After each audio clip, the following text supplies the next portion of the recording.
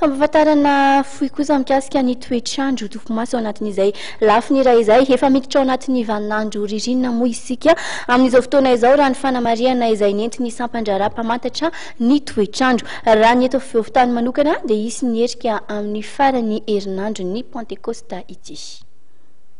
Dia tafiditra ao anatin'ny vaninandro vaninandro ririnina zao no zany ny toetr'andro eto Madagasikara. Dikan'izay mila ny atsinanana dia orana. Orana io makaty efa mikisaka makaty amin'ny akandrefana zany sika ny afovoan-tany mahazo herika. Dia mila ny andrefana any no mangalanitra zany hoe maina ny andro zany. Dia ny raha resaka maripana zany no rasantsika dia midina manavak'izay ny maripana. Izay mandritra n'io herinandro ny Pentecoste io zany farany herinandro io zany ohatr'izay foana ny toetr'androntsika.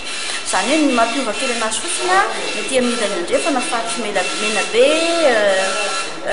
itasy iny any mety misy andian-javona vao maraina zany.